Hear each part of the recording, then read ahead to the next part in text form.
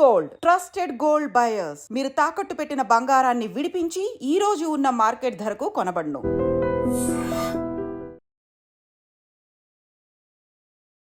నమస్తే సార్. నమస్తే. Sir, Parkinson's అనేది ఈ వణుకుడు వ్యాధి అనేది అందరికీ అర్థమయ్యే లాంగ్వేజ్ అంటే వణుకుడు వ్యాధి. వణుకుతూ ఉంటారు కదా! ఇప్పుడు పెద్దవాళ్ళలోనే వస్తుందా? 50+లో చిన్నవాళ్ళలో కూడా వస్తుందా? ఒకవేళ చిన్నవాళ్ళను వస్తే గనక ఎలాంటి ఆరోగ్యపరమైన సమస్యల వల్ల ఇది వస్తుంది అంటారు? పూర్వకాలం అయితే ఇంచుమించు 60 సంవత్సరాలు దాటినటువంటి వాళ్ళను వచ్చేదమ్మా. హ్మ్.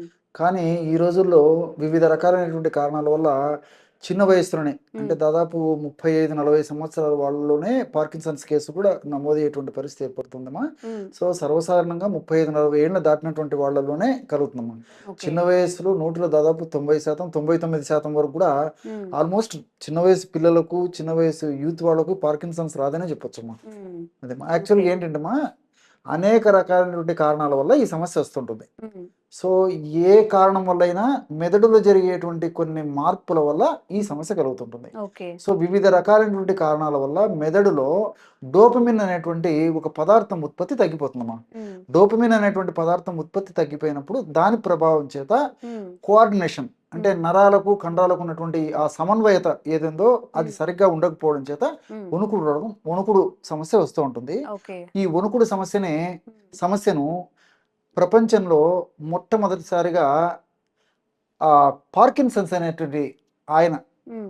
మేధావి వైద్యుడు ఫస్ట్ ఆయన గుర్తించడం వల్ల ఆ పేరు అలాగే స్థిరపడిపోయిందమ్మా. ఓకే. పార్కిన్సన్స్ డిసీజ్ అని చెప్పేసి హ్మ్. వేలాది సంవత్సరాల క్రితమే ఆయుర్వేద వైద్య విధానంలో మన మహర్షులు కంపవాతం అనేటువంటి పేరుతో ఒక వ్యాధిని గురించి ప్రస్తావించి చక్కటి చికిత్సా విధానాన్ని గురించి కూడా తెలియజేయడం జరిగింది. కంపవాతం. కంపవాతం, కంపం అంటే వణకడం అమ్మా. హ్మ్. సో శరీరంలో వాతదోషం విపరీతంగా ప్రకోపించి హ్మ్. వణకడం అనేటువంటి సమస్యను ప్రధానంగా కలగజేయడం చేత దీనికి కంపవాతం అని చెప్పేసి ఉందమ్మా. ఓకే. సో ఈ పార్కిన్సన్స్ అనేటువంటి వ్యాధికి సంబంధించి ఆయుర్వేదంలో అనేక రకాలైనటువంటి ఔషధాలు ఉన్నాయమ్మా. హ్మ్. అందులో వాళ్ళకే వాళ్ళు చేసుకోదగ్గ ఔషధం అని చెప్తానమ్మా. హ్మ్. కేవలం 3 పదార్థాలతో హ్మ్. అశ్వగంధ చూర్ణం ఒక 100 గ్రాములు, ఆ! తర్వాత దూలగొండి విత్తనాల యొక్క చూర్ణం అమ్మా. హ్మ్. దాన్నే కపికచ్చు చూర్ణం అంటారు. ఆ! అదొక 50 గ్రామ్స్, హ్మ్. దాల్చిన చెక్క చూర్ణం ఒక 25 గ్రాములు. ఓకే. మళ్ళీ ఒకసారి చెప్తాను చూడమ్మా.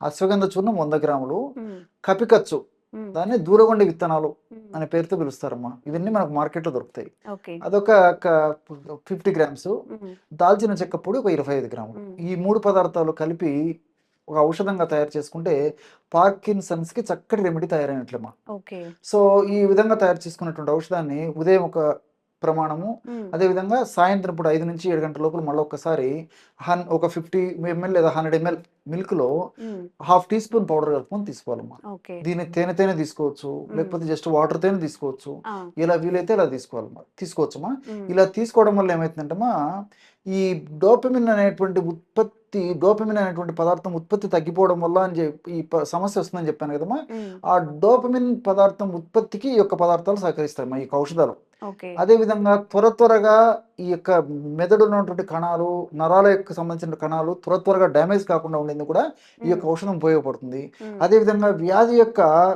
పురోభివృద్ధిని చాలా వరకు నియంత్రిస్తుందమ్మా. ఓకే. ఈ సమస్య వస్తుందంటే త్వరగా పెరిగిపోతుంటుంది అనమాట ఈ పార్కిన్సన్స్ అనేటువంటి వ్యాధి. హ్మ్. సో త్వరగా పెరగకుండా కాపాడేందుకు కూడా ఇందులో ఉన్నటువంటి ఔషధాలు పనిచేస్తాయి. హ్మ్. రెండోది ఏంటంటే పార్కిన్సన్స్ వ్యాధి వచ్చినప్పుడు ఆధునికంగా మనం ఆలోచన చేసినప్పటికీ చాలా తక్కువ శాతంలోనే ఔషధాలు ఉన్నాయమ్మా హ్మ్. ఇంగ్లీష్ వైద్యంలో కూడా.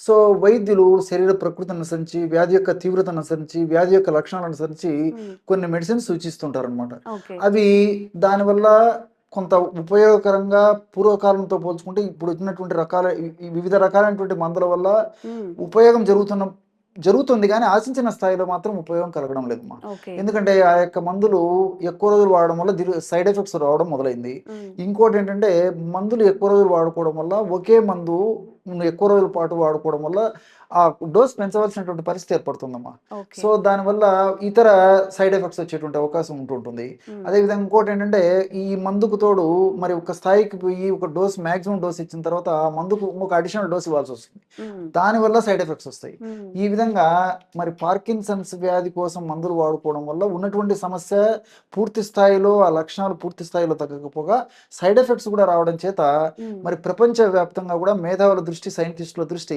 సహసిద్ధమైన విపరీతమైనటువంటి ప్రకృతి విధానాల మీద కూడా పడడం జరుగుతుందమ్మా. ఓకే. సో ఈ విధంగా జరగడం వల్ల కొన్ని రకాలైనటువంటి మొక్కల మీద పరిశోధనలు కూడా చేశారు. వాటిలో ముఖ్యంగా ఇప్పుడు నేను చెప్పినటువంటి ఈ దూలగుండ విత్తనాల యొక్క చూర్ణం. సో ఈ దూలగుండ విత్తనాల యొక్క చూర్ణంలో ఎల్డోపా అని చెప్పేసి రసాయన పదార్థం ఉంటుందమ్మా. ఇప్పుడు ఎల్డోపా అనేటువంటి రసాయన పదార్థం ఉన్నటువంటి యొక్క దూలగుండ చూర్ణాన్ని మనం తీసుకున్నట్లయితే మెదడులో డోపమిన్ అనేటువంటి ఆ యొక్క పదార్థం ఉత్పత్తికి దోహదపడుతుంది, అది బాగా పనిచేసేదానికి దోహదపడుతుంది అని చెప్పేసి కూడా ప్రూవ్ అయిందమ్మా. సో ఆధునికంలో కూడా సిండోపా అనేటువంటి ఔషధాన్ని వాడతారమ్మా ఆధునిక వైద్యులు. ఆ సిండోపా కూడా మాలిక్యూల్ ఇదేమ్మా. సో బేస్ అయితే ఇదే. సో అశ్వగంధలో ఉన్నటువంటి కొన్ని రకాలైనటువంటి రసాయన పదార్థాలు కూడా మెదడు త్వరగా డ్యామేజ్ కాకుండా, అదేవిధంగా నరాల వ్యవస్థ త్వరగా డ్యామేజ్ కాకుండా, మెదడు శక్తివంతంగా పనిచేసేందుకు, ఈ యొక్క వ్యాధి పురోభివృద్ధి జరగకుండా స్లోగా పెరిగేదానికి, ఇంగ్లీషు మందుల యొక్క సైడ్ ఎఫెక్ట్స్ తగ్గించడానికి ఇలాంటి అనేక రకాలుగా ఉపయోగపడుతుంది. అనేక రకాలైన సైడ్ బెనిఫిట్స్ కూడా దీనివల్ల కలుగుతున్నాయని చెప్పేసి కూడా అధ్యయనాల ద్వారా, అనుభవాల ద్వారా తెలుస్తుందమ్మా. అదేవిధంగా దాల్చిన చెక్కలో సినిమాల్డిహైడ్ అనేటువంటి రసాయన పదార్థం ఉందమ్మా. ఈ దాల్చిన చెక్కలో ఉన్నటువంటి సినిమాల్డిహైడ్ అనేటువంటి రసాయన పదార్థం కూడా ఏంటంటే మెదడులో ఈ చెడు పదార్థాల ఉత్పత్తి, ఫ్రీ రాడికల్స్ ఉత్పత్తి ఏదైతుందో ఆ యొక్క ఫ్రీ రాడికల్స్ యొక్క ఉత్పత్తిని తగ్గించడమే కాకుండా ఆ ఫ్రీ రాడికల్స్ యొక్క పనితనాన్ని కూడా నిర్వీర్యం చేసేస్తుందమ్మా. సో మెదడులో వివిధ రకాల కారణాల వల్ల ఫ్రీ రాడికల్స్ ఉత్పత్తి జరగడం చేత, దీని యొక్క ప్రభావం చేత కూడా డోపమిన్ ఉత్పత్తి తగ్గిపోతుందమ్మా. సో ఇది రెక్టిఫై చేసేదానికి దాల్చిన చెక్క కూడా పనిచేస్తుంది.